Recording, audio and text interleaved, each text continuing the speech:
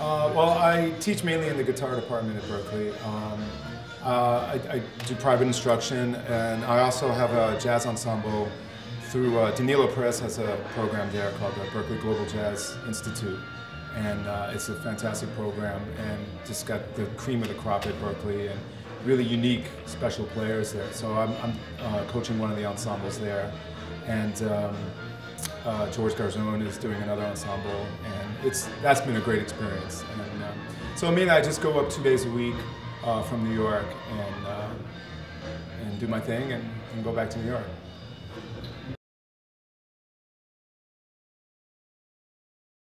You went to Berklee too, right? No, I didn't go to Berklee. No, I didn't. I went to New York University.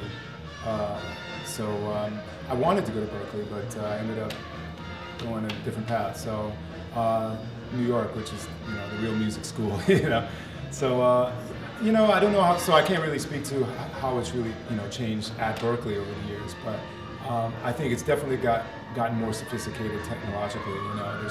The facilities are great. They have access to everything they need, in terms of technology.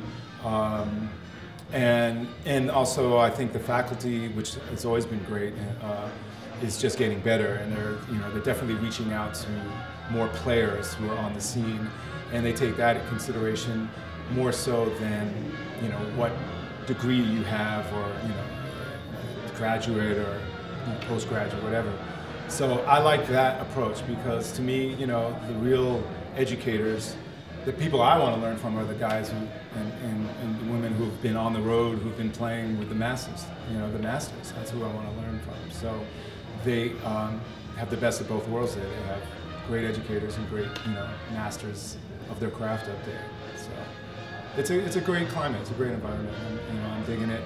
It is a school. I've always been sort of at odds with the whole teaching curriculum of music in general, and just how things are structured a certain way, and that's not necessarily a Berklee thing. It's just inherent in the structure of higher education and tests and grading and all that stuff. So there's definitely a part of me that sort of feels from time to time, this is really, how do I grade them, but you do what you do, and I enjoy it, first and foremost. I enjoy doing this, and it's very rewarding.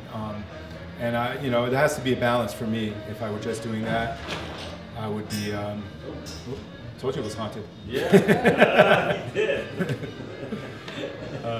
But if I were just doing, let's say, on the road 24/7, which I used to do, it wears on you after a while. If I was just teaching, that would wear on you. So it's nice to have a variety and balance in life.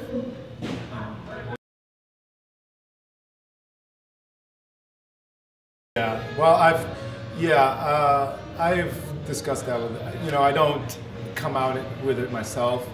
A lot of times they come to me and ask me that, when they're considering making a move to New York or something like that, and I give them, my honest. I give them usually my experience getting into New York and slowly getting into the scene. For me, it was a gradual process. I mean, I started playing, I would say my first real professional gig touring was with Steve Coleman in 1987.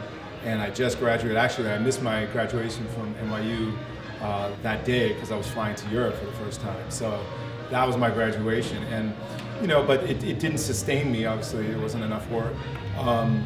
So I was manager of a bookstore for a year. I did temp work and word processing and stuff like that. So, you do what you have to do. And I also feel, nowadays that music and commerce are, they're two different things, and it's great if you can make a career out of music, but to me, that's not the goal of being in music. For me, I got into it first because I love music, and it makes life easier if you can make a career out of it.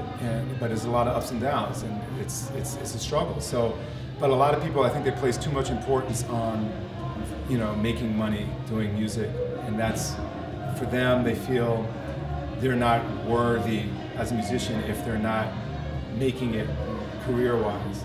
And for me, nothing could be further from the truth. I mean, you have to be a business person to make money, you know. And it's just two different professions.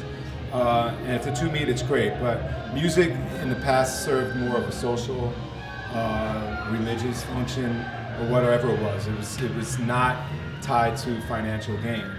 And so it's only in kind of recent history that we've made it a career, you know.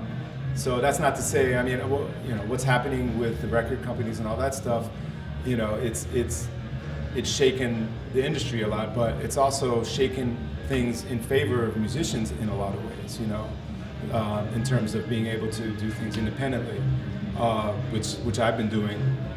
With my last CD, I released it on my own label, got my own distribution, and I've been, you know, basically doing it myself. So, you know, and financially, the rewards can be greater than if you're signed to a label, you know, potentially.